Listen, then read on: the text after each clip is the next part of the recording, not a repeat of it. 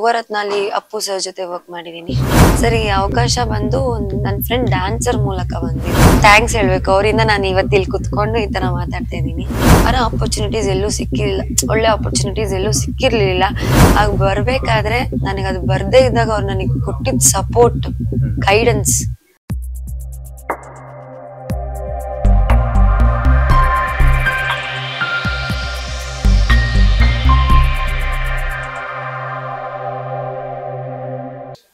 Madam, ಮೊದಲಿಗೆ ಚಿತ್ತಾರ ಮೀಡಿಯಾಗೆ ನಿಮಗೆ ಸ್ವಾಗತ.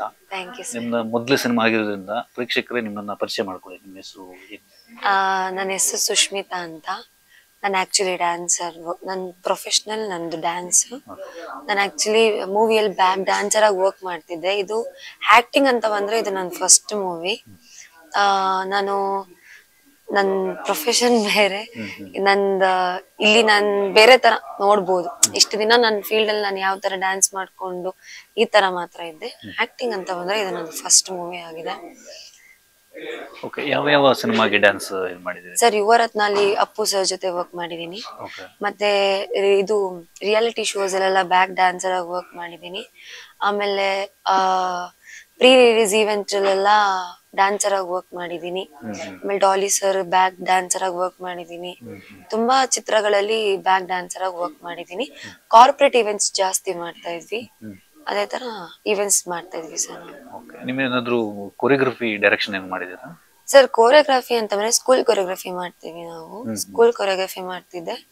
ಆಮೇಲೆ ಒಂದೆರಡು ಆಪರ್ಚುನಿಟಿ ಬಂತು ಮೂವಿಗೆ ಕೊರಿಯೋಗ್ರಾಫರ್ ಆಗಿ, ಅಸಿಸ್ಟೆಂಟ್ ಕೊರಿಯೋಗ್ರಾಫರ್ ಆಗಿ ಬರಕ್ಕೆ.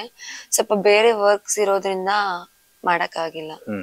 ಈ ಭೀಮಾದಲ್ಲಿ ನಿಮ್ ಪಾತ್ರದ ಹೆಸರೇನು ಸರ್? ಅದು ಬಂದ್ಮೇಲೆ ನೋಡಿ ಸರ್.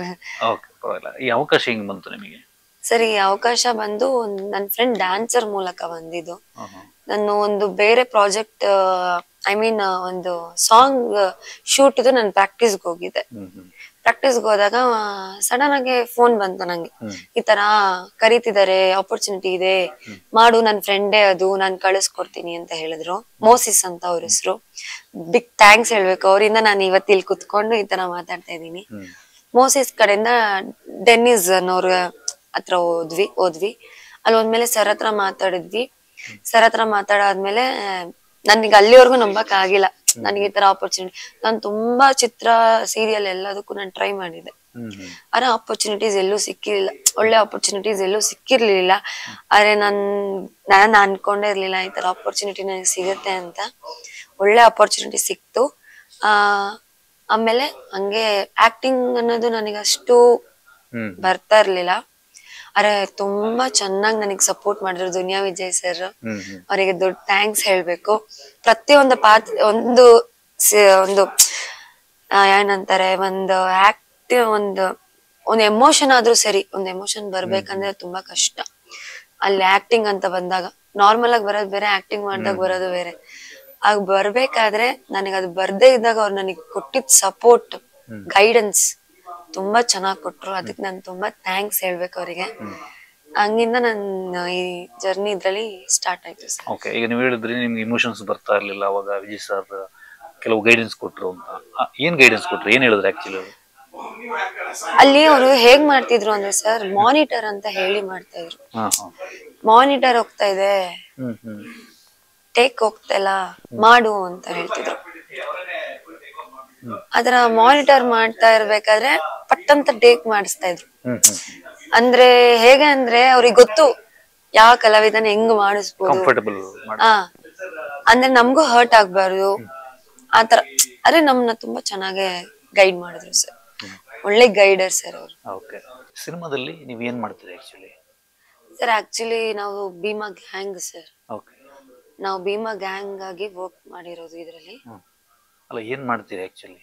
ಗ್ಯಾಂಗ್ ಓಕೆ, ಗ್ಯಾಂಗ್ ಅಲ್ಲಿ ನೀವೊಬ್ರು ಇರ್ತೀರಿ ಸದಸ್ಯರು, ನೀವೇನ್ ಮಾಡ್ತೀರಿ ಸರ್? ನೀವ್ ಅಲ್ಲೇ ನೋಡ್ಬೇಕು ಸರ್, ಅದು ಹೇಳಕ್ ಆಗಲ್ಲ, ಬಿಟ್ಕೊಡಕ್ ಆಗಲ್ಲ ಕ್ಯಾರೆಕ್ಟರ್ನ. ಆದ್ರೆ ನೀವು ಥಿಯೇಟರ್ ನೋಡಿದ್ರೆ ನಿಜವಾಗ್ಲೂ ನನ್ನ ಕ್ಯಾರೆಕ್ಟರ್ ಎಲ್ಲರೂ ಇಷ್ಟಪಡ್ತಾರೆ ಅಂತ ನಾನು ಒಂದ್ಸಾರಿ ಅನ್ಕೊಂಡಿದೀನಿ. ಇಷ್ಟಪಡ್ತಾರೆ, ಒಳ್ಳೆ ಕ್ಯಾರೆಕ್ಟರ್ ಕೊಟ್ಟಿದ್ದಾರೆ, ಚೆನ್ನಾಗಿ ಆಕ್ಟ್ ಮಾಡಿದೀನಿ ಅಂತ ಅನ್ಕೊಂಡಿದೀನಿ. ಬೇರೆ ಏನಾದ್ರು ಅವಕಾಶಗಳು ಬಂದಿದೆಯಾ ಈಗ ನಿಮಗೆ? ಒಂದು ಪ್ರಾಜೆಕ್ಟ್ ಸೈನ್ ಮಾಡಿದೀನಿ, ಅದ್ರ ಬಗ್ಗೆ ಇನ್ನು ನನಗೆ ಇನ್ನು ಬಂದಿಲ್ಲ, ಪ್ರಾಜೆಕ್ಟ್ ಸೈನ್ ಆಗಿದೆ, ಒಂದ್ ಪ್ರಾಜೆಕ್ಟ್ ಸೈನ್ ಆಗಿದೆ. ಆಮೇಲೆ ವಿಜಿ ಸರ್ ಜೊತೆ ವರ್ಕ್ ಮಾಡಿದ್ದು ಎಕ್ಸ್ಪೀರಿಯನ್ಸ್ ಹೆಂಗಿತ್ತು? ತುಂಬಾ ಚೆನ್ನಾಗಿತ್ತು ಸರ್. ಹೇಳ್ತಿಲ್ವಾ ಸರ್, ಅಂದ್ರೆ ಒಳ್ಳೆ ಗೈಡರ್ ಆಗಿ ಅದು ಒಂದು ಪಾಯಿಂಟ್ ಆದ್ರೆ ನಮ್ ಜೊತೆ ಅವ್ರು ಇರ್ತಾ ಇದ್ದಿದ್ರೆ ಹೀರೋ ತರ ಇರ್ತಾ ಇರ್ಲಿಲ್ಲ, ಫ್ರೆಂಡ್ಲಿ ಆಗಿರ್ತಿದ್ರು. ನನ್ಗೆ ಶಾಕ್ ಆಗ್ತಿತ್ತು, ನನ್ ಸರ್ ಜೊತೆ ಇದೀನ ಇಲ್ಲ, ಅವ್ರಿಗೆ ಎಷ್ಟು ದೊಡ್ಡ ಹೆಸರಿದೆ, ಫ್ರೆಂಡ್ಲಿ ಆಗಿ ಇರ್ತಿದ್ರು ನಮ್ ಜೊತೆ. ಹೊರ್ಗಡೆ ನಾವ್ ಎದ್ರುಕೊಳ್ಳೋ ತರ ಎಲ್ಲ ಇರ್ತಾರಿಲ್ಲ, ಕಂಫರ್ಟಬಲ್ ಫೀಲ್ ಆಗ್ಬೇಕು ನಮ್ಗೆ ಅವ್ರ ಜೊತೆ ಮಿಂಗಲ್ ಆಗಕ್ಕಾದ್ರು ಮಾತಾಡಕ್ಕಾದ್ರು. ಈಗ ಹೆಂಗಂದ್ರೆ ಭಯ ಇರ್ತಾ ಇರ್ಲಿಲ್ಲ, ಚೆನ್ನಾಗ್ ಫ್ರೆಂಡ್ಲಿ ಆಗಿದ್ರು ನಮ್ ಜೊತೆ. Okay, thank you very much. ನಿಮ್ಮ ಪಾತ್ರ ಜನರಿಗೆ ಇಷ್ಟ ಆಗ್ಲಿ, ಇನ್ನಷ್ಟು ಅವಕಾಶಗಳು ನಿಮ್ಗೆ ಬರ್ಲಿ. Thank you sir.